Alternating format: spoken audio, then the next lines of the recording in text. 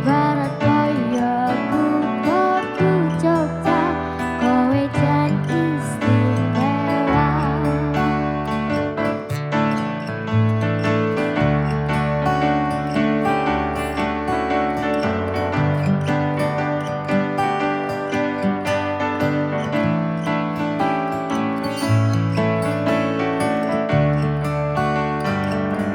Kowe siji-sijine, aku bangga karo kowe. Gelem nampa apa anane, tresnaku ra bakal metre.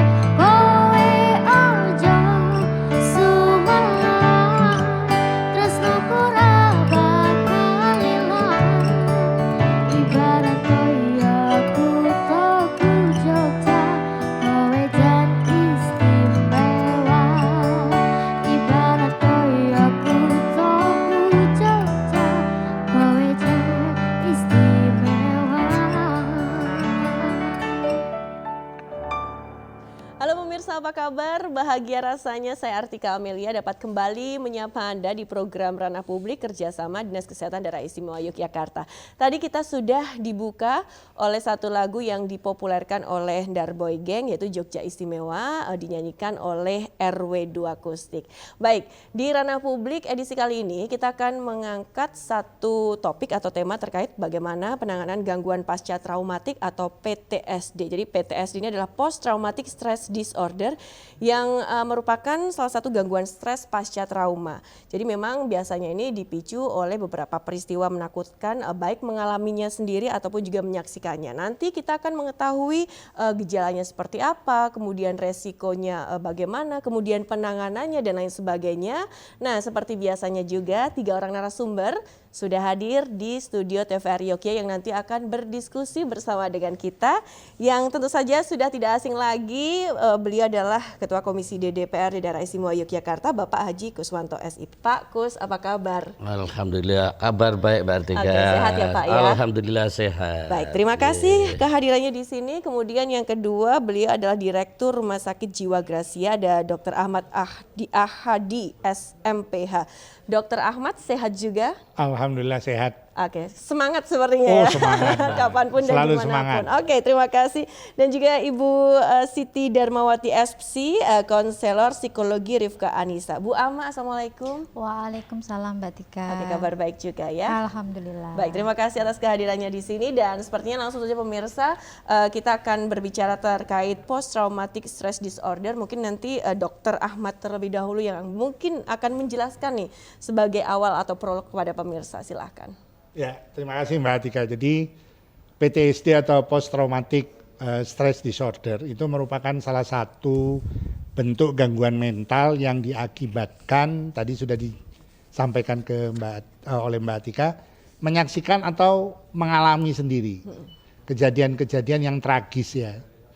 Jadi kejadian yang tragis itu macam-macam gitu loh. Nah, kejadian tragis ini bisa ditemui atau dijumpai. Di antaranya misalnya adalah kekerasan dalam rumah tangga, kemudian bullying, ya perundungan pada anak-anak usia sekolah, kemudian peperangan, ya kemudian peristiwa lainnya, termasuk dikejar-kejar pinjol ya Pak, pinjaman online itu juga, kemudian bisa jadi itu kejadian yang traumatis sehingga dia mengalami gangguan perilaku ya, gangguan mental sampai kepada gangguan perilaku. Baik, kalau untuk gejalanya sendiri itu seperti apa sih dok? Gejalanya itu spektrumnya sangat luas ya Mbak Atika ya. Artinya spektrum yang luas itu mulai dari gejala yang paling ringan sampai yang kemudian paling berat. Yang paling ringan itu biasanya orang itu selalu ketakutan. Terutama ketika kemudian ada peristiwa-peristiwa, ada momen-momen yang menyerupai atau tempat, waktu ketika kemudian peristiwa tragis itu terjadi. Oke, kayak semacam kita jadi kayak flashback seperti itu dok? Ya, jadi ketakutannya itu bisa jadi ya, terus kemudian mulai misalnya seseorang itu tadinya gembira gitu menjadi terus kemudian dia tiba-tiba murung karena bisa jadi kemudian misalnya loh ya, tiba-tiba dia merasa berada di suasana atau ruangan yang gelap gitu. Peristiwa itu dulu terjadi pada dalam ruangan yang gelap. Nah itu kemudian dia menjadi speechless gitu ya, nggak bisa berkata-kata. Itu yang paling ringan, ketakutan. Kemudian berikutnya bisa jadi kemudian pada anak-anak itu apa ya, ngompol padahal dia sudah urinary tract-nya itu sudah bagus, sudah bisa kencing sendiri dan sebagainya, ngompol. Kemudian tidak mau ditinggal orang tua, itu termasuk kemudian salah satu gejala daripada traumatic stress disorder. Sampai yang kemudian terjadi perubahan perilaku, dia mengurung diri, yang kemudian dia mengalami depresi berat, itu mengurung diri, bahkan kemudian yang paling berat itu mencederai dirinya sendiri, ya self harm ya, sampai kepada dia bunuh diri. Waduh, sampai sebegitunya Iya, ya dok ya. gitu loh. Oke baik, kalau tadi dokter menyampaikan ini artinya bisa saja terjadi tidak hanya pada orang dewasa, tetapi terjadi pada anak-anak juga. Mungkin Betul. selama ini apa juga sudah pernah ada kasus semacam ini, kita melihat di daerah istimewa Yogyakarta sendiri Ya, nih, dok. justru di daerah istimewa Yogyakarta, karena pemerintah daerah istimewa Yogyakarta, nanti Pak Kus menambahkan nggih, Pak Kus sangat concern dengan kemudian keutuhan dan kekuatan atau ketahanan keluarga, sehingga sangat melindungi kemudian anak-anak. Baik. Ya, jadi di daerah istimewa Yogyakarta juga kemudian ada kemudian yang peristiwa tragis itu yang dialami oleh anak-anak, baik itu terjadinya di dalam keluarga atau di luar keluarga gitu loh. Di dalam keluarga misalnya seseorang yang kemudian luput atau kemudian minim sekali perhatian dari orang tuanya, itu juga sebetulnya adalah bentuk kekerasan di dalam keluarga. Ibunya sibuk bekerja atau sibuk dagang ya Pak Musa. Terus kemudian bapaknya juga begitu, sehingga kemudian anak-anak itu. Nah itu bisa jadi kemudian bisa terjadi gitu, menjadi memiliki gejala-gejala post traumatic stress disorder. Kasus di daerah istimewa Yogyakarta paling banyak itu korban perundungan sebetulnya Bu, Mbak Tika, ya. Jadi korban perundungan dia tidak berani cerita dengan orang tuanya, tahu-tahu dia nggak mau sekolah, lama nggak mau sekolah, kemudian lebih berat lagi dia mengunci diri atau mengurung diri di dalam kamar. Nah, ini yang kemudian kita harus cari betul-betul apa sebabnya dan lain sebagainya. Oke, baik. Terima kasih Dr. Ahmad. Saya ke Bu Ahmad terlebih dahulu sebelum nanti ke Pak Kus. Bu, kalau selama ini mungkin dari ada aduan ataupun juga kasus yang ada, mungkin dari Rifka Anissa sendiri ada hal-hal yang mungkin juga yang ingin disampaikan, misalnya apa nih? Ya, jadi kalau Rifka kan memang kita mendampingi kasus kekerasan ya. Betul. Jadi ketika kekerasan itu hampir bisa dipastikan bahwa itu adalah peristiwa traumatik, dan kemudian ketika menimbulkan trauma bagi yang bersangkutan, itu sebenarnya trauma sendiri kan sebenarnya reaksi yang wajar ya Pak ya, ketika seseorang itu habis mengalami peristiwa yang traumatik. Nah, jadi di Rifka Anissa sendiri kita mendampingi baik secara psikologi maupun secara hukum. Nah, untuk kasusnya sendiri jumlahnya yang tahun 2002 kemarin itu memang kalau yang jadi ada beberapa yang secara klinis memang terdeteksi gitu ya. Jadi kemudian karena kalau kita kan masih di tataran psikologi ya, dengan psikolog dan sebagainya, dan ada beberapa yang kemudian membutuhkan rujukan karena mereka sudah membutuhkan treatment dari psikiater. Oke, nah kemudian kalau kita berbicara mengenai kekerasan, sebenarnya kekerasan itu sendiri, kalau dari Ibu sendiri melihat itu disebabkan oleh apa sih? Kalau seseorang ini akhirnya mereka ini melakukan bentuk-bentuk kekerasan, sebenarnya tidak hanya kepada orang lain, bahkan seperti tadi dokter sampaikan bisa melakukan pada dirinya sendiri juga. Ya, jadi kalau kekerasan yang dilakukan oleh orang lain itu banyak faktor penyebabnya ya. Nah kalau misalnya soal relasi ya, dan biasanya relasi yang tidak imbang biasanya kan melakukan kekerasan kan yang dia punya posisi tawar lebih tinggi. Dan kalau misalnya kekerasan yang dilakukan ke diri sendiri seperti self harm yang tadi diceritakan, saya mengamati dan dari beberapa artikel gitu ya, jadi anak-anak ataupun orang-orang dengan berbagai usia ya, ketika mempunyai masalah kemudian melakukan self harm, itu hampir bisa dipastikan dia tidak memiliki support system. Jadi ketika dia punya masalah, tidak ada tempat untuk Curhat. bercerita, curhat, ditambah lagi ada perundungan tadi, dan orang-orang yang dia dianggap aneh karena dengan apa tadi mungkin ada sesuatu yang dari kebiasaannya yang dianggap tidak wajar, kemudian dirundung dan sebagainya, sehingga membuat dia tidak ada tempat untuk di mana dia akan mencari pertolongan. Sebenarnya ketika seorang melakukan seham itu sebenarnya kan itu bahasa bahwa aku tuh sebenarnya butuh pertolongan.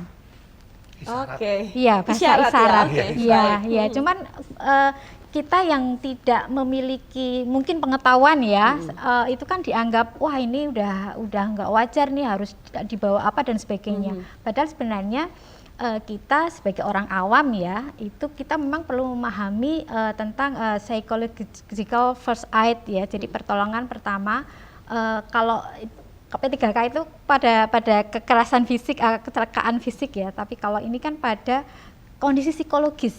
Jadi memang kita bisa melakukan pertolongan pertama kepada pihak-pihak yang membutuhkan pertolongan pertama sebelum dia mendapatkan pertolongan dari ahlinya. Ahli, Seperti misalnya kita bisa beri dia perhatian, kita bisa mendengarkan, kita bisa mendeteksi apa sih kebutuhan dia saat itu, kebutuhan terdekat yang dia butuhkan saat itu, entah mungkin tempat aman, entah mungkin dia ada luka-luka fisik dan kebutuhan lain yang kita bisa lakukan sebelum dia mendapatkan pertolongan lebih lanjut. Oke, baik, terima kasih Bu Ama. Nah, ini kalau kita ngomongin lagi tentang kekerasan, kan kekerasan sebenarnya tidak hanya di kekerasan fisik saja, tapi juga verbal juga ada ya Bu. Ya, nanti kita akan bahas juga terkait itu. Saya ke Pak Kus. Pak Kus, setelah tadi kita mendengar penjelasan dari dokter ataupun juga Bu Ama, ternyata kalau bisa kita lihat mental health atau kesehatan mental pada diri seseorang itu memang sangat penting agar tidak terjadi hal-hal seperti tadi yang disampaikan oleh beliau-beliau ini, Pak. Silakan tanggapan dari Bapak. Iya,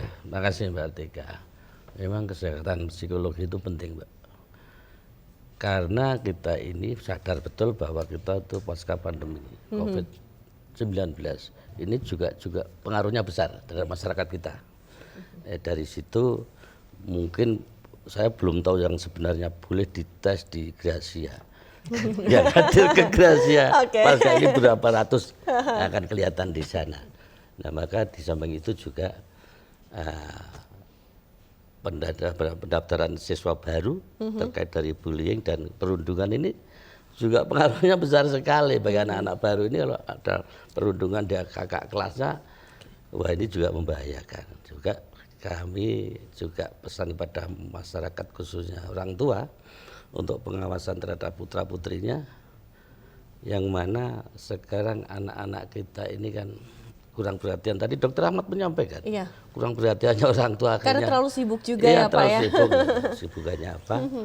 Anak-anak itu mencari jati diri, keluar rumah, mencari jati diri, akhirnya bergabung kepada kelompok-kelompok temannya yang kegiatan negatif. Akhirnya mereka berbuat seperti tidak manusiawi, membaca orang tanpa dosa. Iya, baik. Bahkan melakukan kegiatan kejahatan jalanan juga ya. Iya. Nah, itu namanya kesan ini memang prihatin kita, prihatin betul-betul bahwa kita orang tua itu betul-betul harus. Kalau zaman saya dulu kan enggak, Mbak. Aman-aman aja Pak, kita mau keluar maksudnya malam. Begini, itu gimana maksudnya?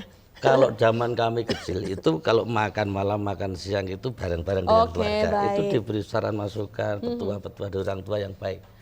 Sehingga ya budaya itu masih sampai kita pegang sampai sekarang. Tapi kalau anak-anak sekarang pegang handphone sendiri-sendiri Pak. Orang tuanya malah kasihkan juga. Ciloko Pak, makan malamnya di angkringan Pak. Nah, itu, yang sangat beragam ya. Ketemu orang beragam. Berarti artinya kekompakan di dalam anggota keluarga, kedekatan tidak hanya kedekatan secara fisik tapi kedekatan secara emosional itu juga penting dong. Sangat penting, itu yang utama dari keluarga. Keluarga itu harusnya tahu persis yang namanya orang tua itu karakter anak seperti apa. Ya harus tahu karakternya anak seperti apa. Kalau dengan ini tidak nurut, ya harusnya yang lebih tahu itu sebetulnya ibu. Baik, jangan orang lain lebih mengetahui tentang anak kita ya. Baik. Kita jeda dulu ya, nanti akan kita lanjutkan kembali pemirsa. Tetaplah bersama kami di Ranah Publik.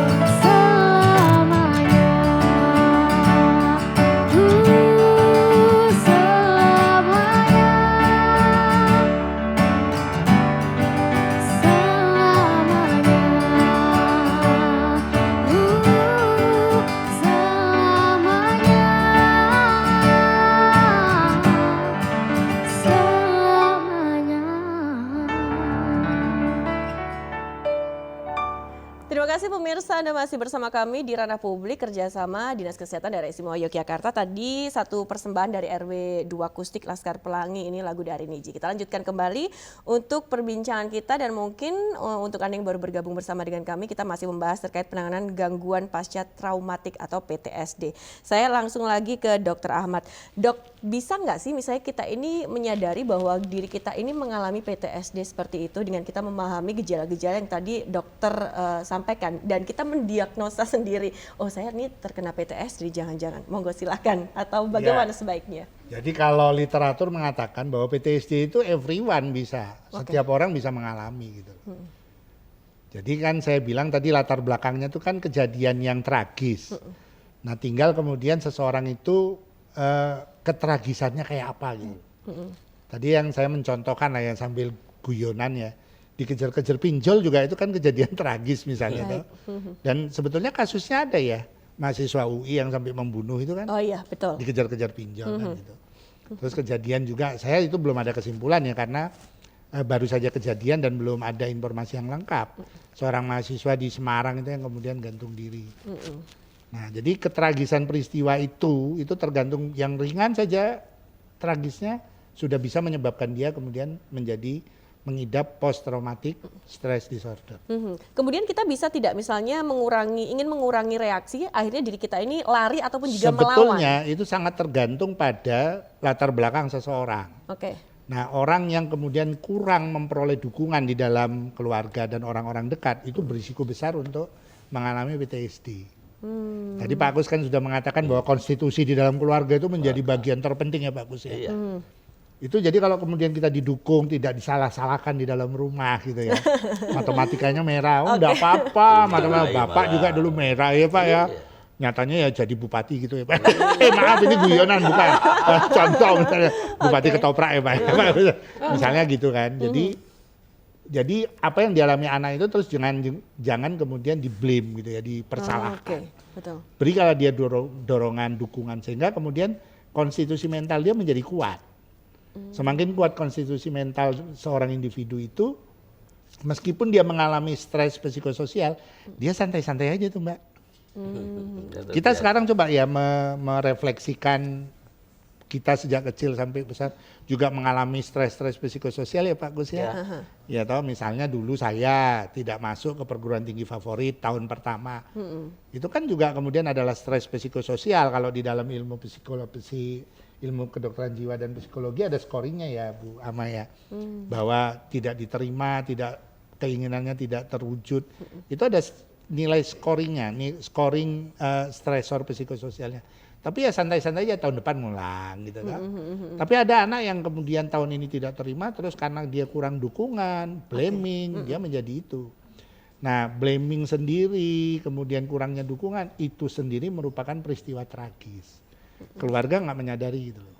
Khususnya untuk anak-anak ya. Tapi kan kami secara umum Rumah Sakit Jiwa Gracia menyediakan fasilitas trauma healing itu semua macam-macam. Baik itu kemudian trauma, peristiwa tragisnya itu adalah kekerasan dalam rumah tangga, bullying dan lain sebagainya gitu. Bisa kemudian itu. Nah, bisa nggak kita mengenali simptomnya? Bisa. Misalnya tadi saya bilang ya bahwa kemudian PTSD itu munculnya kira-kira 2-4 minggu setelah kejadian. Baik, 2-4 minggu ya, itu jadi misalnya saat ini gitu ya Mbak Atika misalnya mengalami peristiwa tragis, nggak apa-apa kok, tapi begitu 2 minggu kemudian ketika kemudian ada momen, tempat, waktu yang menyerupai, akan teringat seperti itu. Baru teringat muncul, kembali. jadinya nggak bisa tidur. Yang paling ringan tadi kan saya bilang gitu ya Mbak, ketakutan. Terus kemudian gangguan tidur, gangguan cemas, sampai kemudian pada akhirnya perubahan perilaku. Mbak Atika tidak sumringah lagi kalau jadi host gitu ya. Itu susah. Atau masyarakat dia bakal kehilangan Mbak Atika gitu ya. Tapi itu bisa diantisipasi juga Dok kalau misalnya kita tahu caranya. Ya dan bisa, ada orang-orang sebetulnya. yang mendukung di Tadi sekitar Mbak kita. Uma mengatakan ya mencari dukungan. Cuman biasanya seseorang yang mengalami kejadian tragis itu justru menutupi diri. Mengingkari itu apa namanya Bu ya? Dia mengingkari, enggak apa-apa meskipun gitu enggak apa-apa gitu. Denial, menolak. Menolak, betul. Nah, itu yang susahnya itu. Jadi sebetulnya kalau kalau bisa nggak kita menangani supaya PTSD itu tidak kita alami, ya bisa sebetulnya mencari dukungan. Ceritalah dengan orang-orang yang kita percayai gitu. Kalau kemudian itu akibat daripada peristiwa tragis itu hanya mengakibatkan trauma psikis ya. Cuman kalau di Gracia kan pendekatannya komprehensif. Jadi korban trauma itu bisa jadi kemudian mengakibatkan trauma fisik dan trauma mental. Jadi yang trauma fisiknya juga kita harus atasi. Mbak Tika pernah dengar ya seseorang istri disiram air keras misalnya gitu kan. Begitu di Gracia yang luka bakar akibat air keras zat kimia itu kita tangani. Sembari terus kemudian kita melakukan assessment seberapa besarkah trauma itu mengakibatkan cedera pada mentalnya. Dan ini secara komprehensif kalau di Rumah Sakit Jiwa Gracia ditangani oleh psikiater dan psikolog, bahkan ada yang disebut dengan pekerja sosial ya Bu ya. Dan kemudian konselor. Nah, jadi memang di Rumah Sakit Jiwa Gracia memang karena kami sebagai sebuah rumah sakit maka terapinya adalah komprehensif. Gitu. Oke, baik, terima kasih Dokter Ahmad. Saya ke Ibu Ama. Bu, tadi banyak sekali sudah dijelaskan oleh dokter ini terkait misalnya ada tindak kekerasan, kemudian akhirnya trauma. Bisa nggak sih nanti misal ke depan ada tanda-tanda seseorang itu akhirnya melakukan tindakan balas dendam? Balas dendam kepada orang yang telah menyakitinya ataupun bahkan mungkin pada orang lain. Dulu saya pernah kok seperti ini, saya nggak mau saya doang yang kayak gini. Jadi orang lain biar merasakan hal yang sama yang saya lakukan, misal seperti itu. Memungkinkan, sangat memungkinkan ketika itu tidak tertangani dengan bagus. Contoh yang bisa banyak kita lihat ini ya, soal kasus kekerasan seksual sodomi gitu ya. Beberapa pelaku sodomi itu ketika dirunut sejarahnya ternyata dulunya dia adalah korban. Gitu. Dan ketika dia juga kemudian menjadi pelaku dan banyak korbannya, itu kalau tidak tertangani dia akan potensi menciptakan pelaku-pelaku yang lain dari korban-korban ini gitu. Jadi kuncinya di sini memang tadi ketika ada kasus-kasus seperti itu perlu ada penanganan yang serius terkait dengan traumanya tadi sehingga tidak meminimalisir dampak untuk dia bisa menjadi pelaku di kemudian. Dan beberapa kasus misalnya KDRT. Banyak anak-anak misalnya pelaku itu yang ketika dirunut dia modeling dari bapaknya misalnya. Dan saya juga melihat ini beberapa kasus yang ini anak-anaknya ini sudah mulai ketika marah dia juga sangat agresif dengan ibunya. Setelah ditanya karena dia melihat bagaimana bapaknya itu melakukan itu terhadap ibunya. Gitu. Jadi ini yang perlu kita hati-hati ya ketika ada indikasi salah segera kita atasi sehingga kemudian tidak berkepanjangan. Oke, baik. Kalau misalnya kejadian yang tidak bisa kita antisipasi sendiri, kita langsung bisa ketemu ke psikolog seperti itu atau bagaimana yang seharusnya dilakukan? Iya, jadi kalau misalnya tadi disinggung soal bagaimana sih kita mendeteksi gitu ya. Tadi sudah disinggung oleh dokter. Jadi kita bisa ada beberapa 5 hal pola yang ada dari kita yang bisa kita lihat. Pertama tadi pola tidur sudah disinggung, kemudian pola makan ketika ada perubahan, kemudian pola emosi juga, emosi apa yang sering muncul di dalam diri gampang kita, marah itu gampang juga. marah yang itu tidak biasa. Pola perilaku yang mulai menarik diri ya dari yang tadinya disukai menjadi kita nggak suka. Terus kemudian kalau semakin parah akan semakin menutup diri dan semakin ini misalnya keengganan merawat diri. Jadi udah apa ya, yang tadinya suka dandan dia udah males, kucel dan sebagainya. Tidak suka lagi keluar rumah. Dan ketika itu tidak ditangani akan semakin menarik diri dan akan semakin mengasingkan diri. Baik, saya ke Pak Gustin langsung saja. Pak, dari Bapak sendiri ada tidak mungkin kebijakan pemerintah dalam pencegahan kemudian juga penanganan kejadian traumatik seperti itu? Untuk di DPRD DIY sendiri untuk kebijakannya Pak? Ya, kebijakan DPRD ya kami kan bermitra dengan Dinas Kesehatan juga. Kita mendorong, Dinas Kesehatan punya UPT seperti Gracia juga. Betul. Nah ini kan mendorongnya untuk sosialisasi ke masyarakat berkaitan dengan psikis masyarakat kita. Ini penting dan kami juga berpesan kepada keluarga, ruang rumah dalam rumah tangga itu kalau cekcok ya jangan di depan anaknya lah kalau ini sehingga mereka tidak meniru dan apa yang dilakukan orang tua itu anak mesti mengikuti. Ya, itu kan juga gejala dari awal dari yang disamakan psikis tadi. Oke, untuk anggaran begitu juga disiapkan juga Pak. Ada anggaran-anggaran khusus juga. Kami itu kan punya 3 fungsi ya Mbak ya. Fungsi pengawasan, legislasi pembuatan perda dan anggaran. Nah, kita menyadari sebagai wakil rakyat, kalau masyarakat kita, rakyat kita pada psikis yang terganggu ya otomatis anggaran kita dorong yang dibutuhkan dari dinas kesehatan khususnya Gracia tersebut. Kan seperti itu Mbak Tika. Itu tanggung jawab kami sebagai wakil rakyat.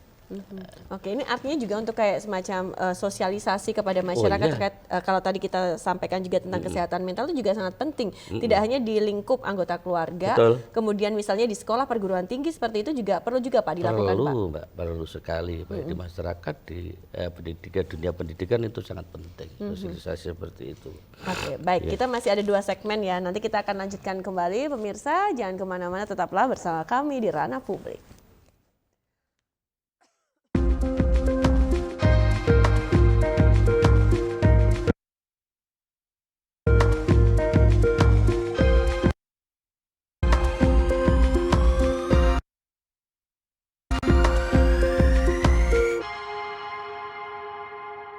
Kita lanjutkan kembali untuk perbincangan kita hari ini ke Dr. Ahmad. Dokter, kalau kita berbicara mengenai kekerasan tadi juga belum sempat disinggung. Tidak hanya kekerasan fisik tapi kekerasan verbal yang kadang kita ngomong apa gitu kayak udah nyelekit banget dan bikin sakit hati.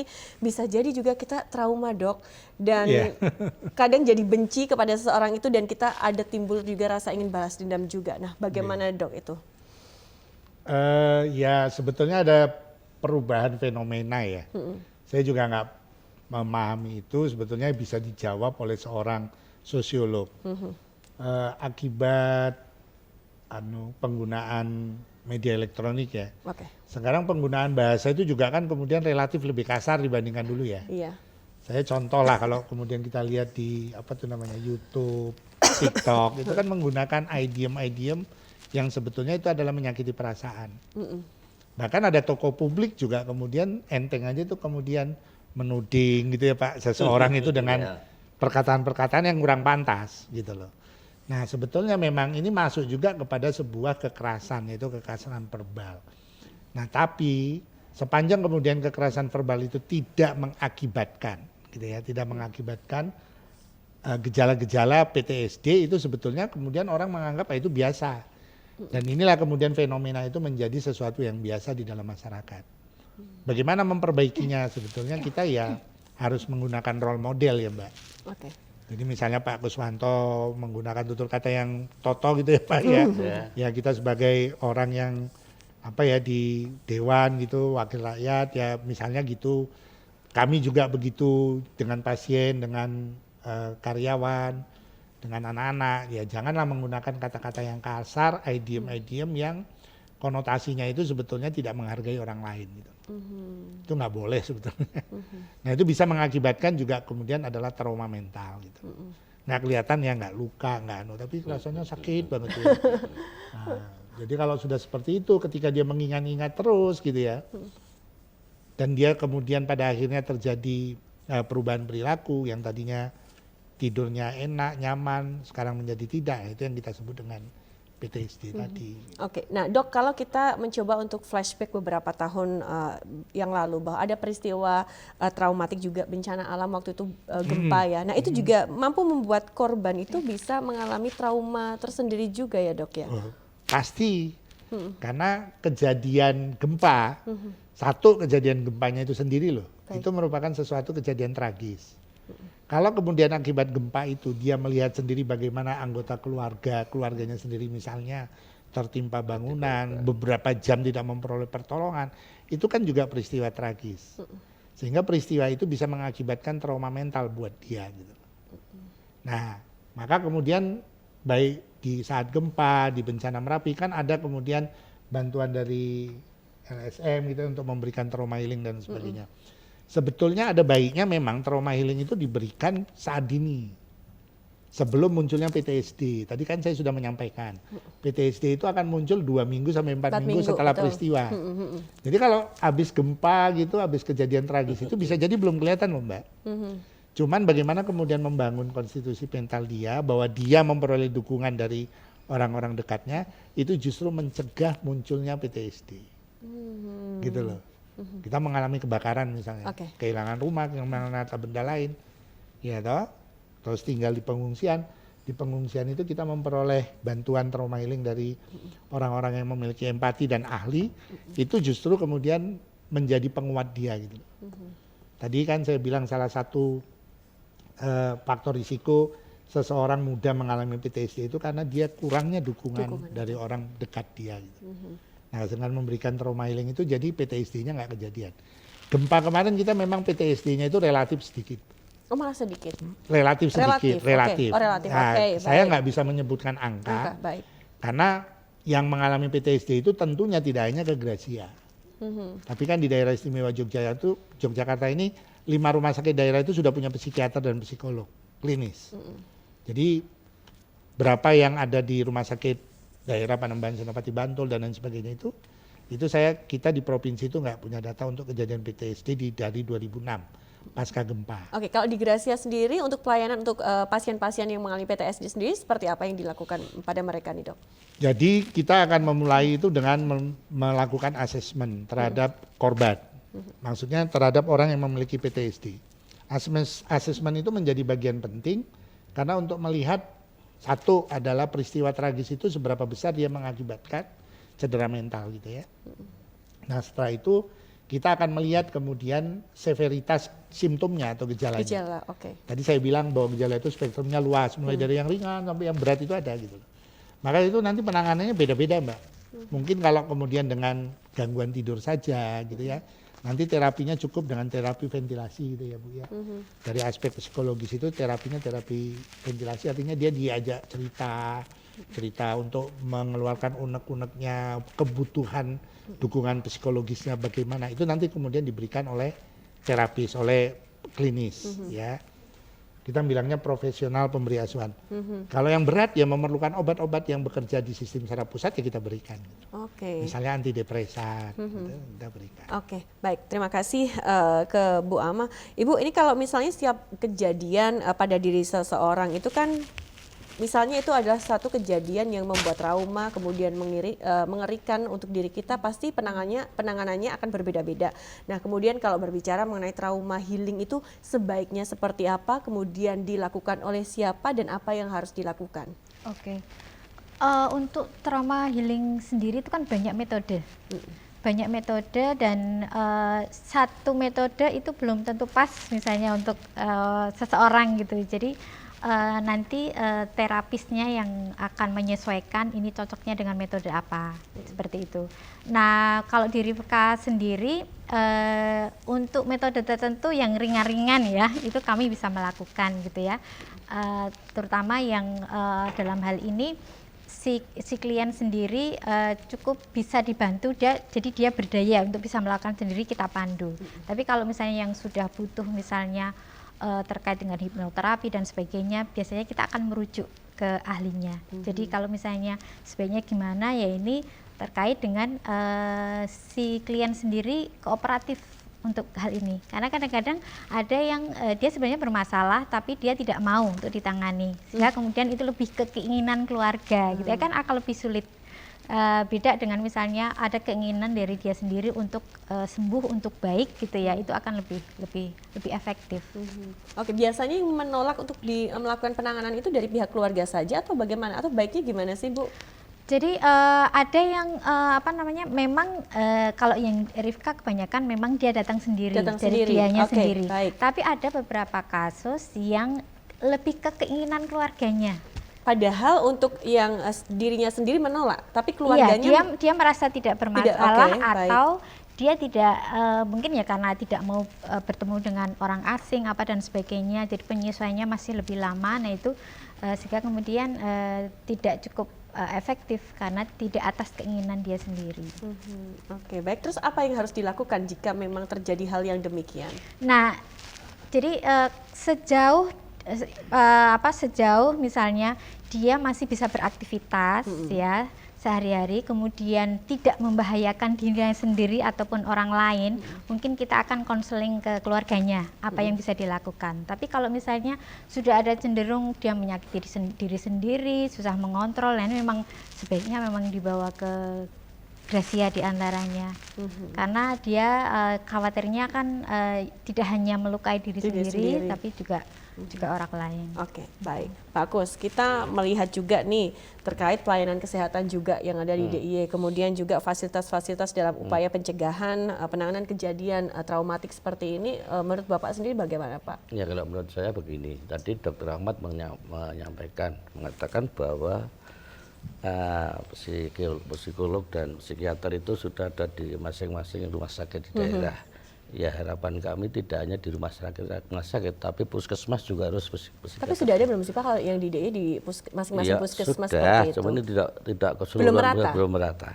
Harapan kami karena yang namanya psikis masyarakat ini dia akan mencari solusi itu kemana itu kan masih bingung. Nah, di samping sosialisasi, nanti penanganannya konsultasi psikiater di puskesmas yang paling dekat kan lebih mengenakan istilahnya membantu masyarakat.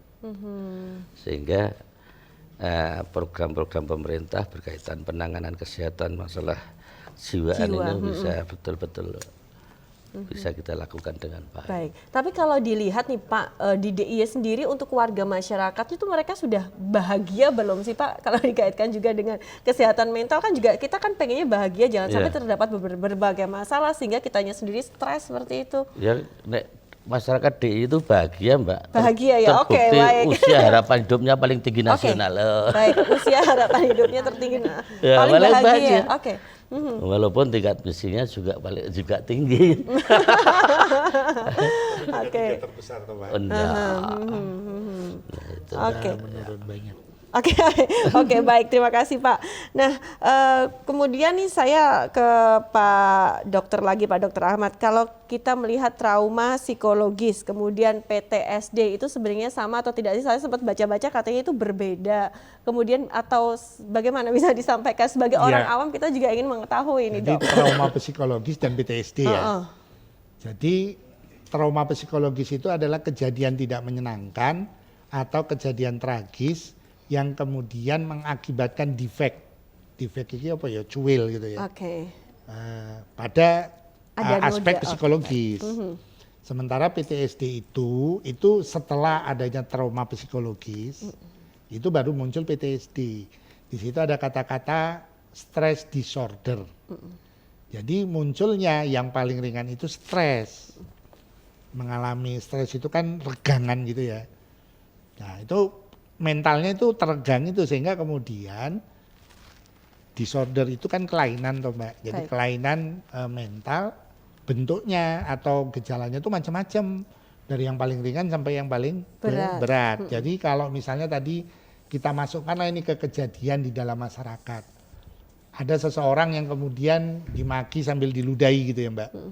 Buat orang lain itu nggak masalah misalnya, tapi buat dia karena berbagai macam tadi faktor risiko sehingga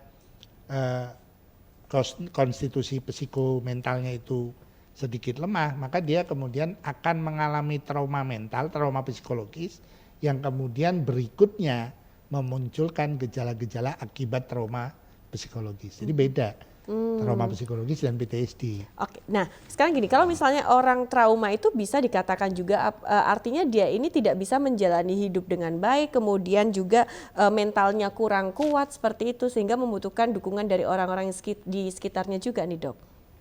Ya betul, pasti itu. Jadi sebetulnya yang faktor yang paling mempengaruhi dan paling adekuat untuk mengatasi trauma apapun gitu itu adalah dukungan orang-orang dekat. Saya mengatakannya dukungan orang-orang dekat. Yang dekat dengan seseorang itu kan tidak harus keluarga. Tetapi yang paling banyak orang yang dekat dengan seseorang, individu itu adalah keluarga. Karena terus terang kan seorang manusia itu kan waktunya dalam keluarga itu lebih banyak daripada waktu di luar keluarga. Gitu. Tapi sekarang ini juga waktu di sekolah ini juga lebih banyak juga nih Dok. Dari pagi sampai sore sekarang anak-anak sekolah. 12 jam di rumah. Di rumahnya kan gitu ya. Ya. Oke, baik. Cuman masalahnya bukan hanya kemudian kuantitas waktunya, tapi adalah kualitas Kualitasnya. hubungan loh. Baik. Kualitas hubungan itu yang menjadi yang menjadi sangat penting. Tadi kan kita macam-macam ya Baik, oke. contohnya di dalam masyarakat. Nah, nanti nih bagaimana untuk menciptakan kualitas hubungan yang baik dalam keluarga nih khususnya untuk orang tua dan juga anak. Kita akan lanjutkan kembali usai pariwara. Tetaplah bersama kami di Ranah Publik.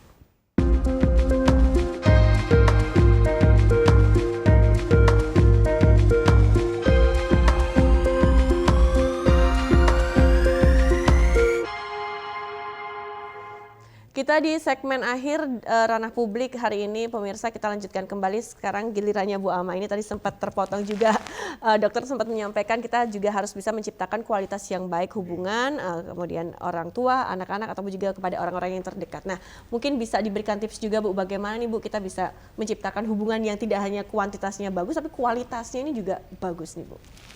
Iya, jadi satu hal yang ini sederhana tapi sangat penting dan efektif, itu adalah bercerita dan menjadi pendengar. Pendengar yang baik itu susah Ya, tapi.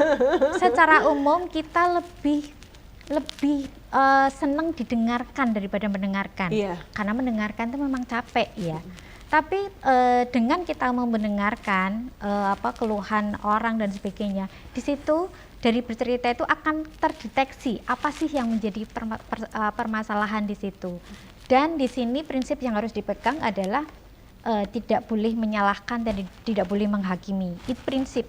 Karena ketika kita mau bercerita sudah, alah kamu ini paling sudah ada blaming, udah ada judgement, udah dia biasanya nggak jadi. Tapi terkadang nggak jadi orang itu cerita. membandingkan, alah masalah kamu cuma segitu. Ya betul. Kemudian kalau saya itu bla bla bla segala macam, Nah, itu seharusnya tidak boleh dilakukan. Tidak boleh.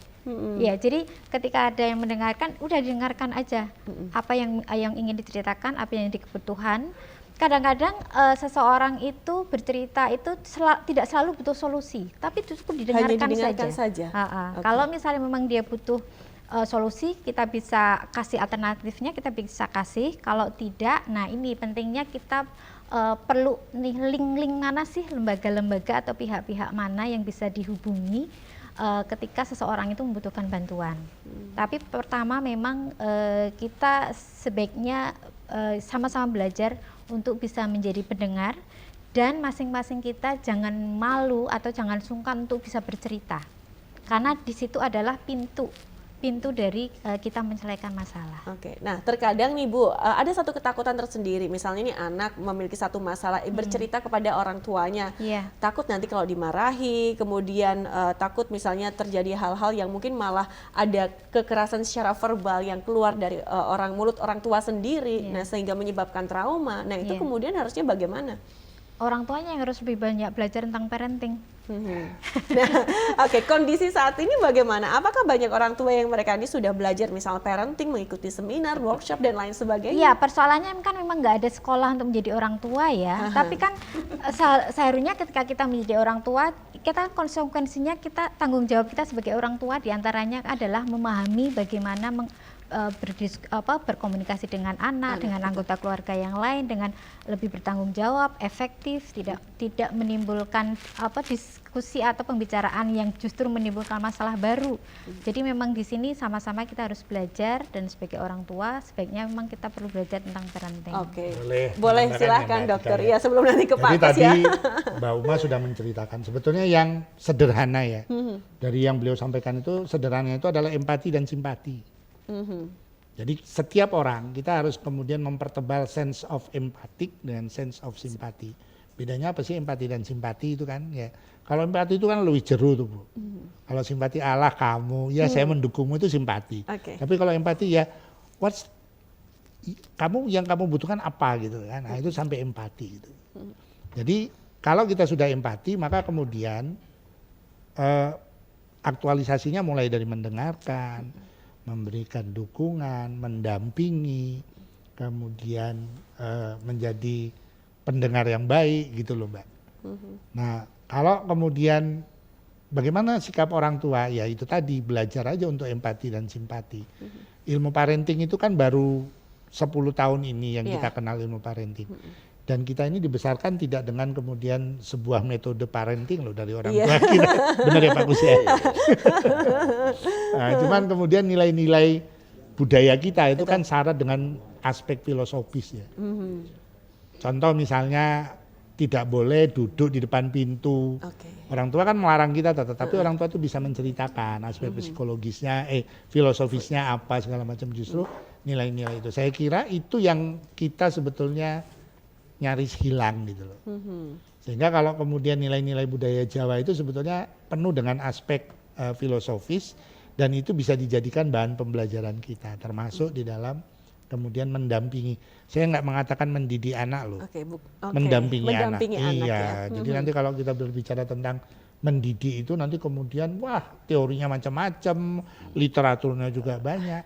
Nyatanya dulu saya nggak pernah tuh diajarin baca oleh orang tua saya kan gitu. Oke, baik. Ini ke Pak Kus nih, Pak Kus. Gitu Pak, kita dulu gitu. Baik, Pak Kus mungkin bisa menanggapi juga nih terkait tadi yang disampaikan oleh dokter, kemudian juga terkait juga nilai-nilai budaya Jawa juga nih. Bagaimana cara mendidik, bukan mendampingi anak sampai dengan sekarang ini. Ya, Sehingga memang lebih itu dekat, lebih penting ya bersahabat. Mbak ya. Itu yang namanya budaya Jawa itu memang harus kita dalami betul karena kita itu sebetulnya iri dengan warga bangsa lain yang justru malah kepingin sekali mendalami budaya kita yang dulu ini. Nah, sekarang ini dengan majunya teknologi, Mbak, dengan majunya teknologi ini kan masyarakat kita, anak-anak kita itu kan sudah budayanya sudah makin luntur banyak. Iya. Unggah-ungguhnya sudah hilang. Nah ini perlu dididik dari didampingi dari lingkup keluarga dulu ya. Paling tidak orang tuanya itu memberi setiap harinya itu contoh bahasa Jawa yang baik supaya budaya kita juga tidak hilang, tradisi kita yang betul-betul tradisi timuran itu juga boleh kembali. Nah, sekarang anak-anak kita itu kalau disuruh beli gula teh aja bentar toh Bu, ini belum selesai kok. Unggah-ungguh itu juga sangat penting sangat ya. penting kan juga budaya. Budaya berlalu lintas kalah jauh dengan Jakarta Mbak. Tak buktikan itu, coba kalau di Jakarta itu keluar gang itu begitu kelihatan moncongnya sudah ini berhenti. Di Jogja enggak ada itu toleransi seperti itu, enggak ada. Itu kan juga budaya berlalu lintas, enggak ada seperti itu. Nah makanya kita prihatin sebagai Yogyakarta kota budaya tapi isinya jauh dari budaya tersebut. Ini sangat memprihatinkan kita sebagai wakil rakyat. Ya. Dan semuanya itu harus dididik, pola-pola semacam itu mulai dari kecil ya? Iya, dari dalam keluarga sendiri. Kalau orang tuanya itu istilahnya memberi contoh setiap harinya yang baik, budaya yang baik, yang mesti otomatis anaknya akan mengikuti ke sana. Oke, baik. Terima kasih Pak Kosti, semuanya memiliki keterkaitan, tapi memang waktunya sangat mepet sekali. Mungkin di lain kesempatan kita bisa lanjutkan kembali. Saya langsung ingin meminta closing statement dari masing-masing narasumber. Yang pertama ke Bu Ama terlebih dahulu. Silakan, ada yang disampaikan terkait PTSD ini kepada masyarakat. Silakan.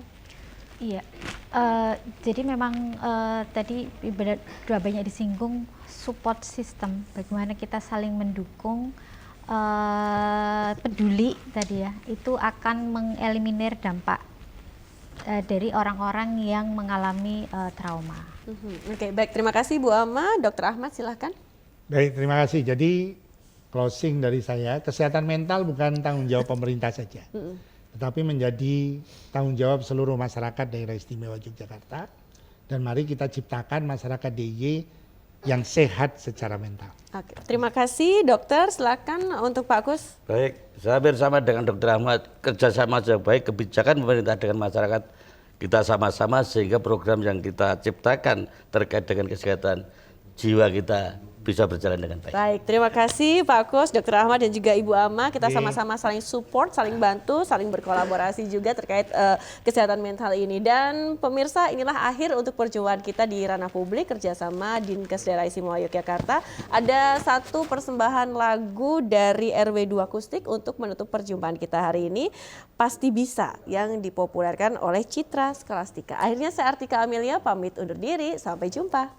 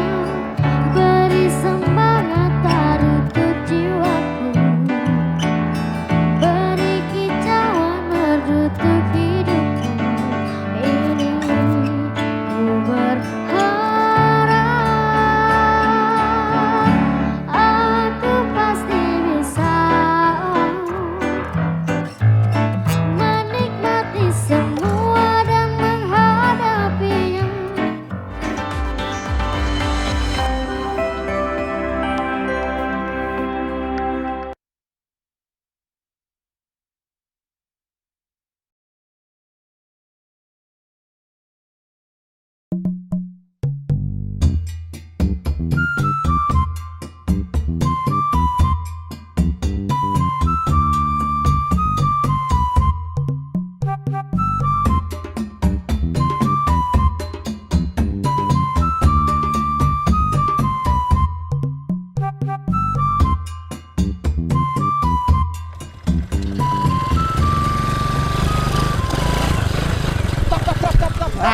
waduh.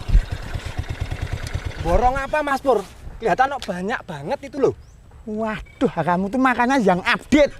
Ini loh, saya tuh lagi borong susu formula. Tahu nggak? Istri saya tuh habis melahirkan. Jadi kebutuhan susu harus mencukupi. Itu loh. Lah apa kebutuhan susu istri Mas Pur itu belum mencukupi Mas Pur? Waduh, kamu tuh nggak dong-dong kok. Ini bukan masalah cukup dan tidak cukup. Tapi masalahnya biar stoknya banyak. Semuanya bisa tercover gitu loh. Iya ya Mas Pur, keluarga Anda itu kepecutan. Kecukupan Mas Pur. Wah, Jan kamu tuh. Gini loh, tak jelasin sini tau. Makanya deket sini loh. Anak kecil itu, bayi, itu kalau dikasih susu formula seperti ini, perkembangannya bagus, biar cepet gede, gizinya terpenuhi. Itu paham? Paham Mas Pur? Minggir! Wah! Ganggu saya tuh. Ditunggu istri saya. Wah, bisa dimarahi habis-habisan ini. Nyegat-nyegat. Minggir!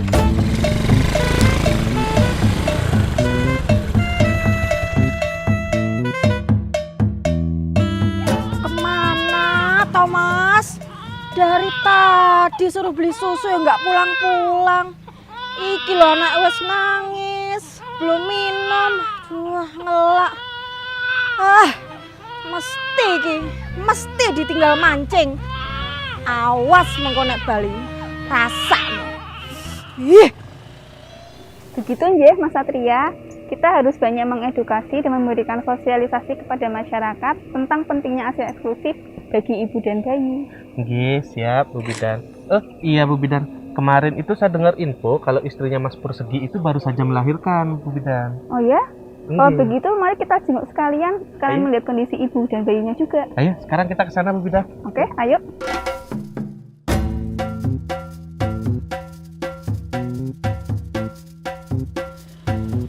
Mas, sampean iku sekolah ndi wae toh? Maaf, Mah. Tadi tuh ada orang nyemplung kali, Mah. Sebagai seorang pemuda yang bertanggung jawab, tak tolongin tuh, Mah. Nulungi. Paling ya mbok tinggal mancing. Hok toh?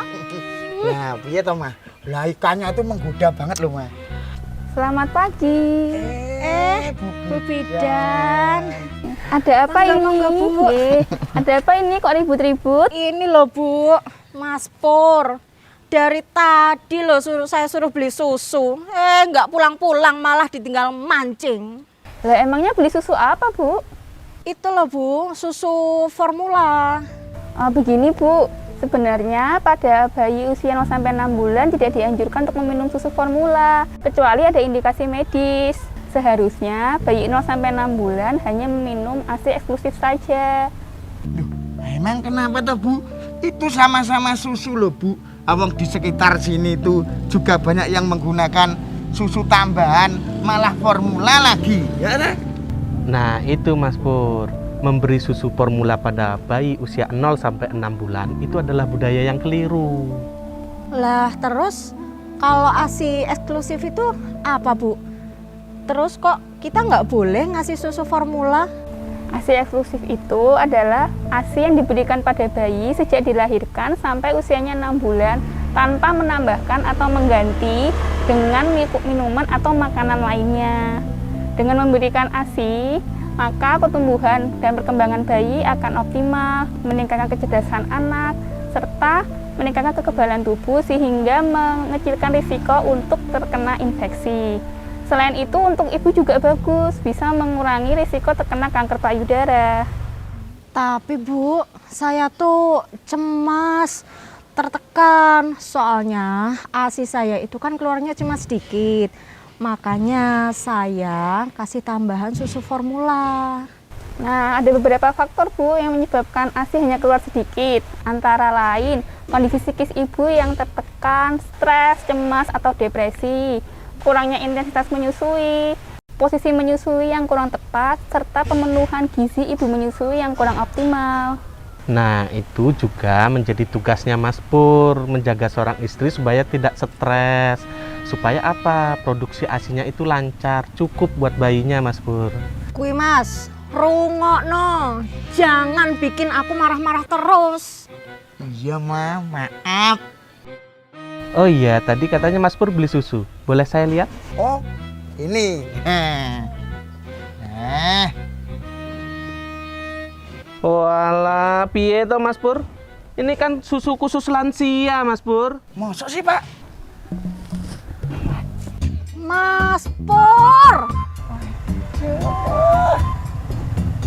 Nah, tadi Mas Pur sudah tahu kan apa itu ASI eksklusif? Ayo, mari sama-sama kita mengajak warga dan masyarakat lainnya untuk ikut serta melaksanakan dan mensukseskan program ASI eksklusif.